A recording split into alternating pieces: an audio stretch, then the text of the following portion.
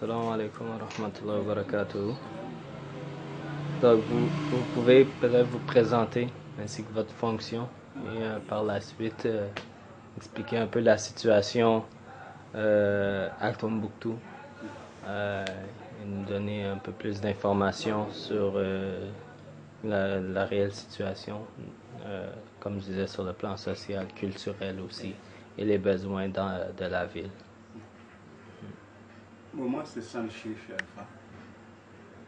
Je suis le directeur régional du tourisme et de l'hôtellerie au Tombouctou. Mais un chômage technique depuis le 1er avril, où pour parler touristes, nous avons reçu des touristes plutôt indésirables, les barbus, de notre groupement armé. Donc en fait, la situation à Tombouctou que nous vivons aujourd'hui, c'est une situation qui a mûri, qui est pourrie. Parce que nous avons, pour notre part, tiré sur la sonnette d'alarme depuis très très longtemps. Pourquoi? Parce que au niveau de Tombouctou, la région de Tombouctou et le nord en général a connu un certain délaissement. Bon, sans entrer dans les grands détails, nous dirons que ce qui a illustré de façon assez éloquente ce délaissement que nous avons toujours dénoncé, ce déséquilibre de développement entre le nord et le sud, c'est la CAN 2002. Puisque en 1999, il a été décidé que le Mali abrite la CAN 2002. Alors nous avons dit, bon, est-ce que le Mali peut abriter une CAN? Mais on nous a rétorqué que c'était un projet de développement. Alors là, nous avons dit, bon, si c'est un projet de développement, là, tant mieux. Et Tombouctou va postuler pour avoir vraiment accès à ce développement. À notre grande surprise et de façon exceptionnelle, les instances sportives ont retenu spécialement pour le Mali 5 pôles au lieu des 4. Et à notre grande surprise, au lieu qu'on leur retienne une ville du nord, non, on n'a retenu que des villes du sud, de Kaï à Mopti.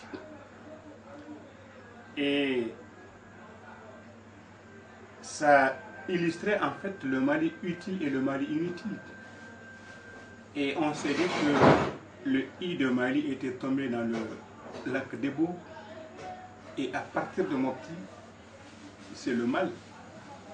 Donc à l'époque, nous avons adressé une lettre ouverte aux plus hautes autorités, au président de la République, pour dire que c'était incompréhensible, parce que il y a un déséquilibre total, il y a un fossé entre le nord et le sud, et ce serait à gagner ce fossé que de ne retenir que des villes du nord, du sud.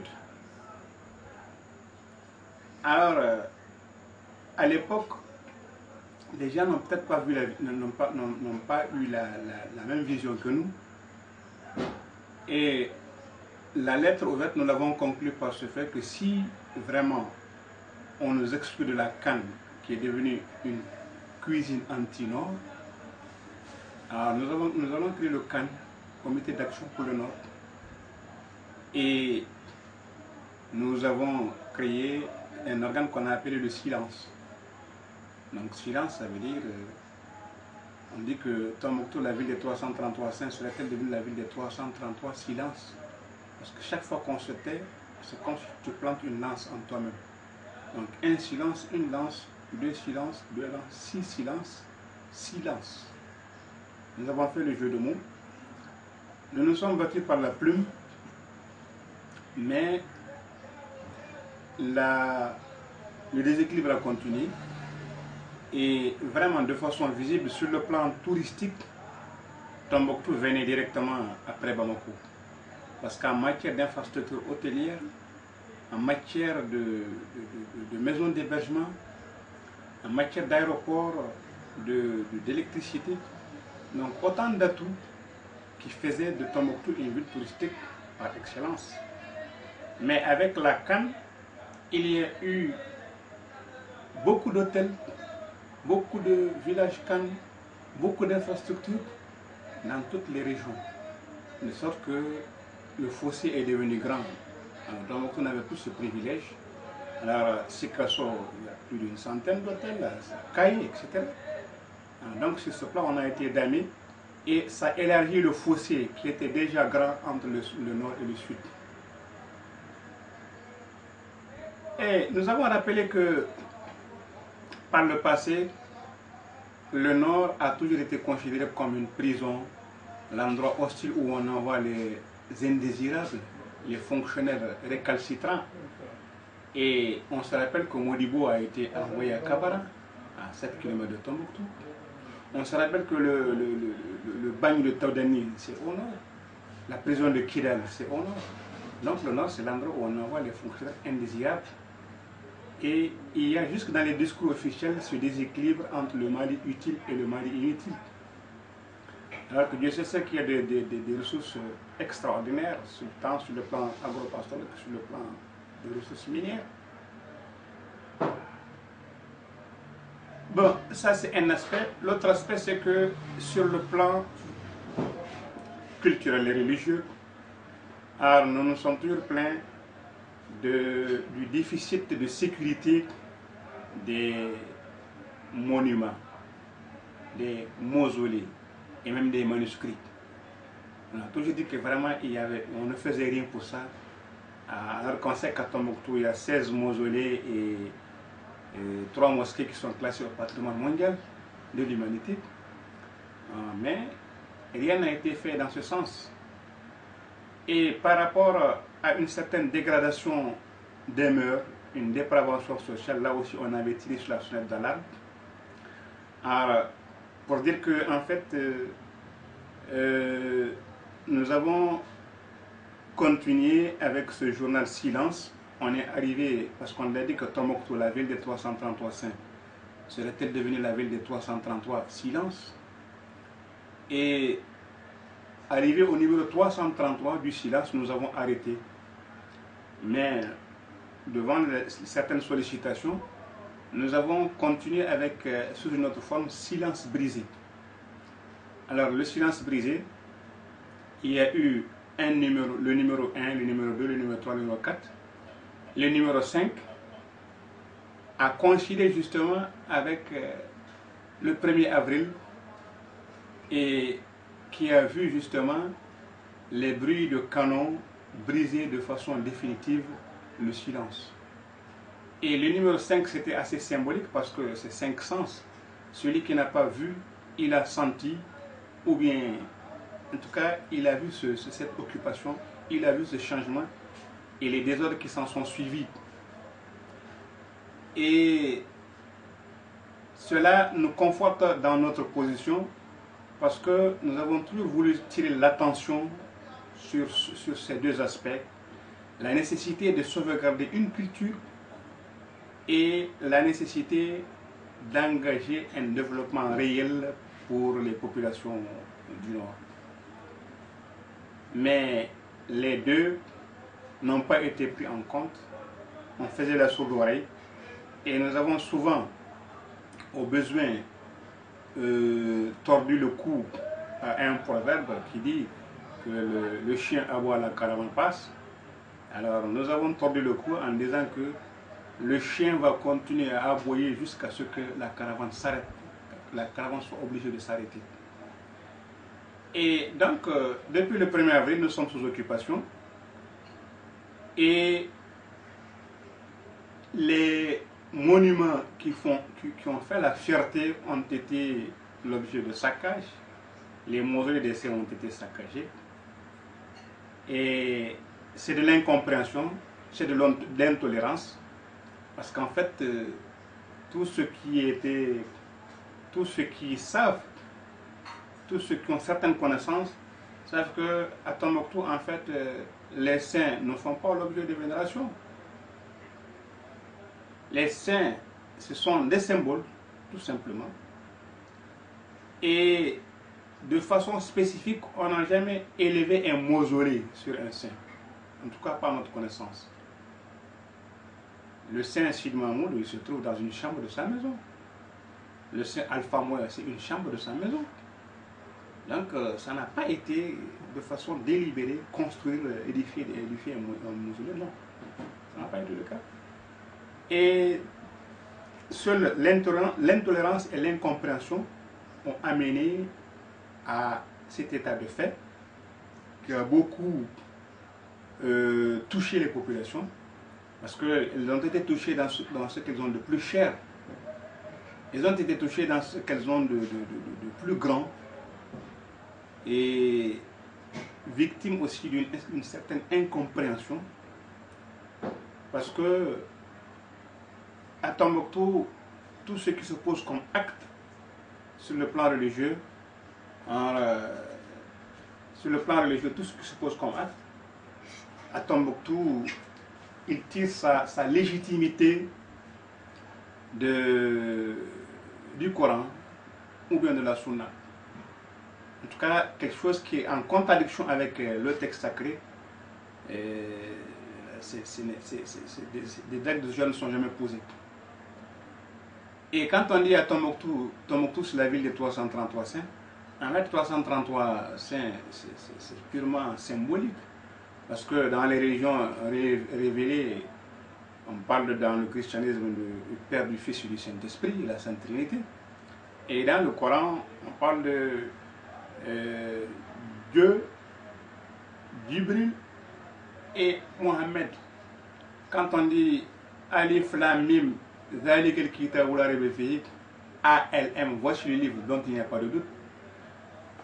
C'est dire que A, c'est la première lettre du nom de Dieu, Allah. Lam, c'est la dernière lettre du nom de Jibril. Et Mim, c'est la première lettre du nom de Mohammed. Donc ça veut dire de Dieu à Mohammed en passant par Jibril, voici le livre. Et quand on dit 333, en fait c'est un chiffre ésotérique, un chiffre protecteur, parce que 333 s'obtient à partir de Bismillahirrahmanirrahim, la basmala qui comporte 19 lettres, et Mohammed, le nom du prophète, Mohammed qui fait 314. Donc 314 plus 19, ça fait 333. C'est un chiffre assez ésotérique. Mais l'intolérance a parlé et ça, c'est justement, ça donne les résultats que l'on sait, parce que les Tombouctiens ont été vraiment touchés dans ce qu'ils ont de plus important, de plus sacré. Et ce qui aussi les met mal à l'aise, c'est qu'on leur prête des intentions qu'ils n'ont pas. Parce que tout ce qu'ils ont posé comme acte, comme je l'ai dit, ce sont des actes qui ne sont pas en contradiction avec les textes sacrés. Et la preuve, c'est que le saint, ce n'est pas quelque chose de physique. Le saint, c'est quelque chose, c'est un idéal. Le saint, c'est une idée. C'est comme un héros. Ce n'est pas en détruisant le banco ou bien le mausolée qui est tout simplement un truc matériel. On va, comment dirais-je, combattre une idée. Non. Ça, c'est une erreur grossière. Et Tombouctou aussi a été victime, comme nous l'avons toujours dit, de son indolence, de sa trop grande tolérance. Parce que le Tombouctien, il n'aime pas la violence. Il n'aime pas la violence. Et quand il est vraiment brimé, il s'en remet à Dieu. Et l'attitude que les Tombouctiens ont eue par rapport à la destruction des mausolées, ils se sont référés au Coran. Ils disent, bon, de toute façon, ceux-ci là, ils ne nous ont rien fait. Ils sont en train de rentrer dans les affaires de Dieu. Dieu règle ses comptes. Dieu n'a pas besoin de quelqu'un pour régler ses comptes. C'est comme à la Mecque quand le roi, dans la sourate Coran, le roi qui a voulu s'attaquer à la Kaaba, les compagnons de l'éléphant. Il y avait l'oncle du prophète qui était le gardien de la Kaaba. Ils ont pris ses chameaux. Alors il a dit, bon, donnez-moi mes chameaux. Il dit, mais tes chameaux ou bien la Kaaba? Parce que nous, on va détruire la Kaaba. Il dit, bon, je réclame mes chameaux parce que ça m'appartient. Quant à la Kaaba, elle a son propriétaire. Son propriétaire va la défendre. Alors, de façon mystérieuse, il y a des oiseaux géants qui étaient porteurs de pierres. Donc, l'équipe a été complètement décimée. Donc, ça c'est un symbole fort au niveau de l'islam, parce que l'islam de Tombouctou est un islam tolérant. Tombouctou, même avec les événements du 11 septembre, alors le président allemand était venu ici. Il était venu parce qu'il a un grand électorat musulman pour leur montrer qu'il y a un islam autre, qu'il y a un islam tolérant à Tombouctou. À Tombouctou, même du temps de la colonisation française, au grand marché de Tombouctou, il y avait l'église Notre-Dame de Tombouctou. Ça n'offusquait personne. Et à Tombouctou, la maison existe encore, une synagogue, qu'on appelle les Yehoudou. Donc vraiment, c'est l'absolue tolérance, la tolérance absolue, dans justement le cadre de l'islam que le prophète Mohammed de paix et salut sur son nom a toujours prôné. Donc malgré les meurtrissures, malgré les saccages, les Tombouctiens sont demeurés sereins. Ils sont demeurés sereins et en fait, ils pensent que c'est une épreuve comme une autre qu'il faut supporter. Que si on en est arrivé là, c'est qu'il y a une déviation. C'est que les hommes ont dévié de la voie droite. C'est que les hommes ont posé des actes qui ne sont pas en conformité avec la morale, qui ne sont pas en conformité avec la religion. Et cela est vraiment dommage, parce que à Tombouctou, dans le cadre de l'assainissement des mœurs, nous avons lutté contre la dépravation vestimentaire. Nous avons demandé à ce que les femmes se couvrent. Nous avons demandé à ce que la Médina soit libérée des bars. Nous avons demandé à ce que certains comportements vraiment, que Tombouctou en soit épargné. Avec l'organisation de Miss ORTM par exemple. Mais les Tombouctiens n'ont pas été compris dans ce sens. Ils n'ont pas été compris parce que la Médina de Tombouctou, qu'on voudrait classer au patrimoine mondial de l'humanité, parce que toute l'ancienne ville, vraiment, il y a des contraintes pour cela. Alors, si vous essayez de jeter un coup d'œil, vous verrez que ce sont les populations même qui donnent des coups de corne à l'architecture. On construit en béton, en plein Médina, on met des portes en fer. Donc tout cela, ce sont des choses qui dénaturent. Donc, dans notre logique, c'est de notre faute. Parce que nous avons longtemps tiré sur la sonnette d'alarme pour dire vraiment que Tombouctou a quelque chose de spécifique qu'il faut préserver. Nous avons dit que le classement, effectivement, a des contraintes, mais en retour, les institutions internationales, notamment l'UNESCO, doivent prendre des mesures pour vraiment la protection de tout ce patrimoine. Vous voyez qu'aujourd'hui, le patrimoine le plus menacé, ce sont les manuscrits de Tombouctou. Alors si ces manuscrits sont détruits, se détruisent vraiment, c'est irremplaçable. C'est irremplaçable parce qu'on n'a pas pris assez de précautions justement pour créer, comment dirais-je, le minimum de conditions de protection, de conservation. Je me rappelle quand j'étais encore au centre Ahmed Baba, il y a un monsieur du centre Majid de Dubaï. Quand il a visité les manuscrits, il dit, mais vraiment, ça c'est trop exposé. Il dit que chez lui, le millième de ça, en manuscrit, il faut dépasser 3 ou 4 portes, quelquefois même aller dans un souterrain. Alors ici, c'est tout simplement, c'est comme si c'était dans la rue. Et justement, nous avons vu, comment dire, nous en avons eu les preuves. Maintenant, si les manuscrits jusqu'à présent sont préservés, c'est parce que il y a beaucoup plus de manuscrits au niveau des privés, au niveau des maisons privées, des détenteurs privés, au niveau, comment dirais-je, de la structure étatique qui est l'Institut Ahmed Baba. Donc ça, c'est un problème. C'est un problème et ça montre la précarité de la protection, ça montre le peu d'efforts qu'on fait pour protéger. Et donc vraiment, c'est l'occasion justement de relever tout ce qui n'a pas marché et pour l'avenir de construire plus solide. Par exemple, si ces mausolées étaient en béton avec une couverture en banco ou une couverture en calcaire, alors la destruction n'aurait pas été aussi facile que ça. Donc c'est un symbole qu'il faut tenir comme tel, qui n'appartient pas à Tombouctou, qui n'appartient pas au Mali, qui n'appartient pas à l'Afrique, mais qui appartient à l'humanité toute entière. Donc des mesures doivent être prises pour leur protection, mais aussi pour une meilleure connaissance. Parce que ce sont des trésors qui sont méconnus. Ce sont des trésors qui sont méconnus.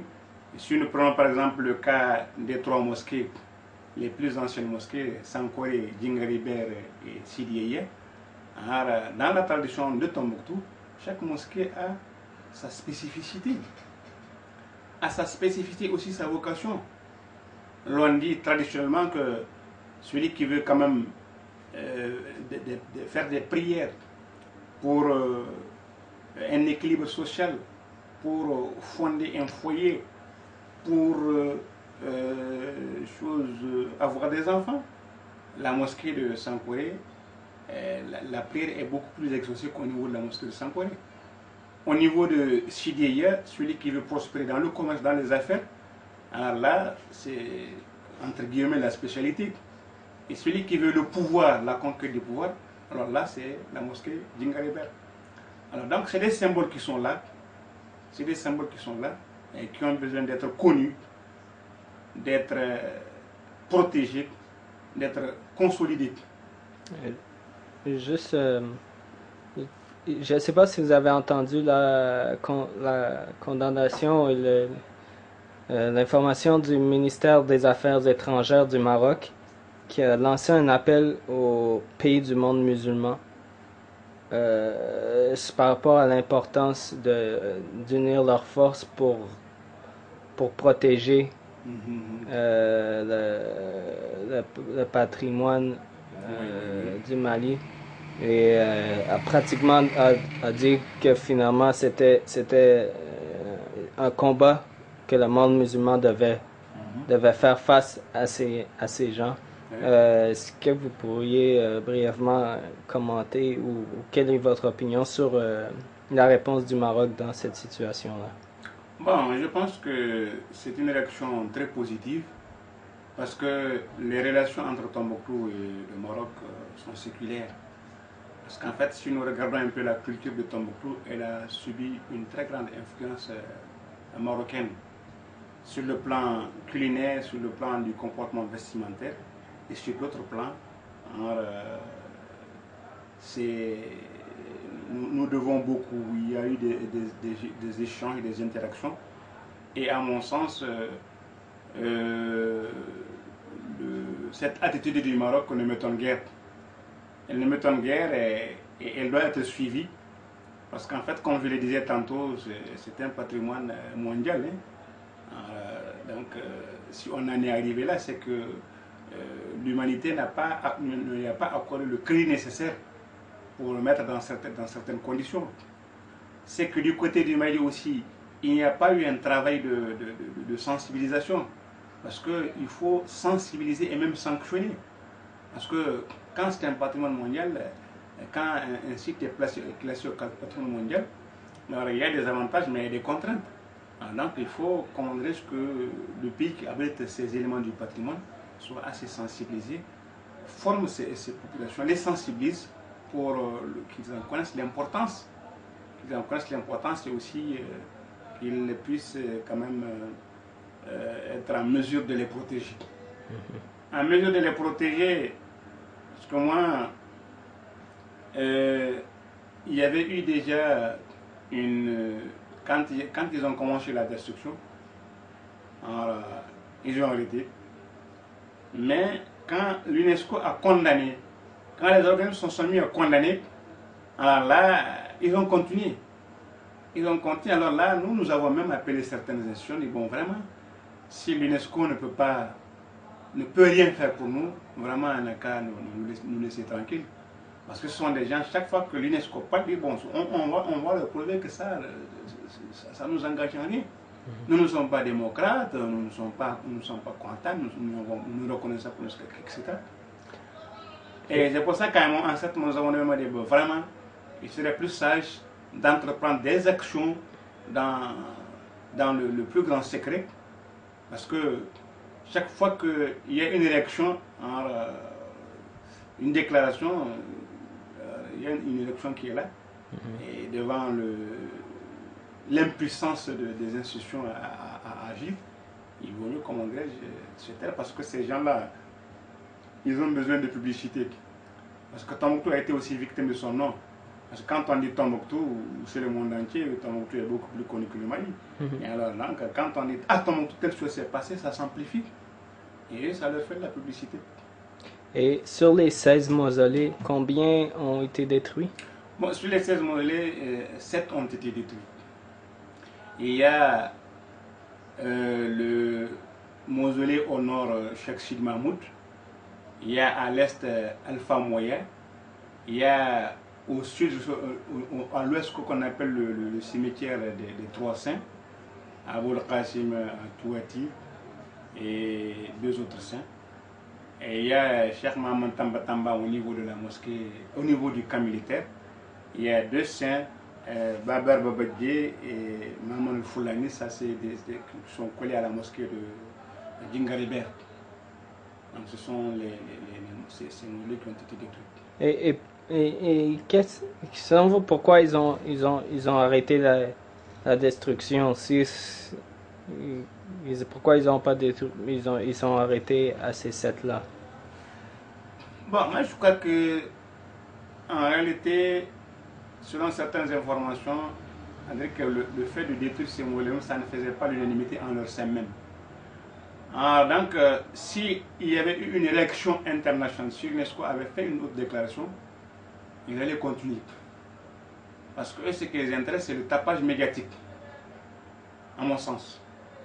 Donc, comme les déclarations ont cessé, alors ils ont arrêté. Parce qu'en fait, ils ont détruit les plus importants.